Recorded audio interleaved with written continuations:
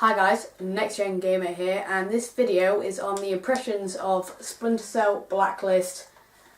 It is a game that's been taking up a lot of my time and is probably one of my favourite games of 2013 so far.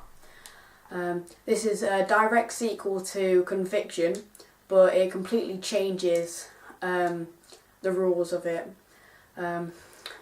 If you've seen trailers and stuff, you will know that there's 3 ways to take on any mission.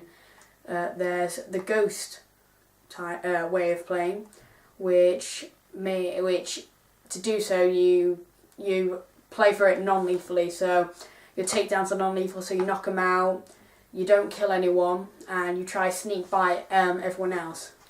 The second one is the assault playthrough, which is the all guns blazing approach. You go through with like non-silenced weapons, shoot everyone. Just go through and kill everyone. The third final playthrough, which is my preferred playthrough, is the Panther, which is you move silently but also deadly, which is probably the playstyle which is most relatable to Conviction. This game is about the Blacklist, where a terrorist group known as the Engineers have basically set this demand that the Americans need to pull all the troops out of all the foreign countries, or else they'll follow the Blacklist, which is a list of attacks on American grounds, which is set to cripple the government. I'm on the last mission of the main story, and it's a gripping storyline, better than the rest. But what finds me, addicted to playing each individual mission is the fact that there's so many different ways to take on the level. Because to suit each playstyle, there's different ways of approaching each level. For example, when taking down a certain enemy, like say the main bad guy in that mission, you can, to play the assault, you can burst in, shoot each target, and then take out the main guy. There's Ghost, where you can use one of your gadgets, for example sleeping gas, knock everyone out and then take down the main guy non-lethally. Or as a Panther, where silently and deadly you'll take out each of his bodyguards and you'll take down the main guy. Sam Fisher returns, obviously, as the main protagonist. He's a lot more fluid in this game by his animations, which is probably because they mo-capped everything. So each move is a proper martial arts move, which makes the game look very realistic. It's been bashed a lot because of the graphics, but especially on the 360 version, when you first play it, it gives you an option to download a HD texture pack, which makes the game look very nice. I've had no problems with it, and from what I've played, I don't understand why people are bashing on it. It's not a flawless game by any means.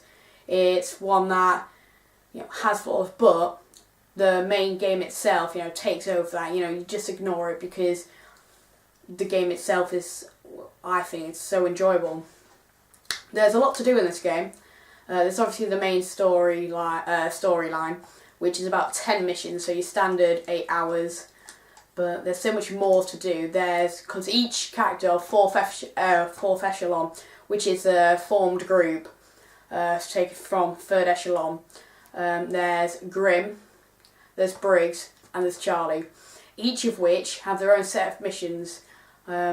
They're okay, they're not the best, they're pretty bog standard side missions. Obviously you can tell that they spend most of the time on the main missions. Now 4th echelon are formed, obviously after 3rd echelon, and they're given the 5th freedom from the American president after the Blacklist is initiated. And that means that Sam Fisher and his team are given, they can go to any lengths to protect the American people. It's not like, an outlandish storyline, it's pretty, seen before, but that doesn't detract from the game itself. One of my favourite missions was in Marara in Iraq, I believe it's where you just infiltrate the bases. And my favourite play style is Panther. And I enjoy using the mark and execute, taken from Conviction, taking out each enemy and using that when appropriate to make sure I can advance as quickly and progress as best as I can. A new feature in this game is the killing in motion. So after you've marked your enemies, if you move, if you keep moving the L stick and then you press Y to initiate the execution, your Sam Fisher reacts to his surroundings to execute. For instance, there's a triangle of enemies. If you've marked all 3 and you're moving in, you'll come to the first guy, you press Y on the execution, you'll bend him over, take the other 2 guys out, lift him up and take him out. And because of the mocap, it looks very realistic and it makes the game a lot more enjoyable and adds a new flavour to the series. There's a lot more to do in the sense of each mission. It's worth replaying it, if not to just get the the best score possible. There's the Blacklist laptops to collect. There's HTV targets to capture, and there's also dead drops.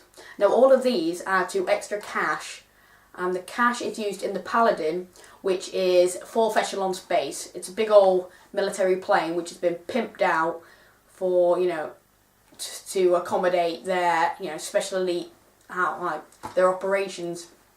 Now the currency system, which you earn from each mission, is used to delegate upgrades on either your main mission Sam Fisher or your multiplayer characters.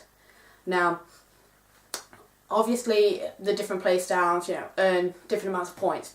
Ghost playthrough, which is the most difficult, gives you the most points. Panther is a second, and Assault gives you the least amount of points. The Paladin sort of acts like in Mass Effect the Normandy. It's the hub where when you're not in between missions you can go around, talk to people, upgrade your gear ready for the next mission. Now multiplayer is probably what I found one of my most enjoyable experiences of this game. The main mode is Spies vs Mercs, which returns from Chaos Theory. It puts you in a group of 4 of either spies or a group of 4 mercs. The spies, play how Sam Fisher does in the 3rd person view with the agileness, not proper English. And their goal is to hack into 3 individual bases, sort of like domination. They have to take over a certain area and keep it for that certain amount of time until it's completely hacked. The opposers are the mercenaries, which play in the 1st person style of shooter. Now they are less agile. It's very claustrophobic. It's dark. You have your torch, and you're quite scared for the merc, because you've always got that looming threat of whether or not a spy will just drop down and just take you out. But look at its balance. It's a balanced system. Because I found out that when playing, I didn't do too well as a spy. But with the merc, I think my best kill streak so far is 8, which probably may not be the most impressive, but I found it not too difficult to play as a mercenary. And I think that as a game mode, it's new, it's refreshing. Obviously not completely new because it returns for Chaos Theory, but for the 360, the 7th generation, it's a very, I find innovative multiplayer which, best suits the Splinter Cell series. Overall, I think the game is very enjoyable and it is definitely worth picking up. I'm not done with the game yet. No, I think I've got a couple more hours to play, with the storyline, collecting everything and all the side missions available, and I think the multiplayer will keep me hooked for a long time. But if you were to ask me whether or not to pick this up, I would definitely say it is very worth picking up. A must buy. Thanks guys. And as an end note, I would also like to say a big thank you to the YouTuber Locust King 19, I think it's 85. After, he's been very supportive of my channel. And I'd just like to say a big thank you to him. Thank you.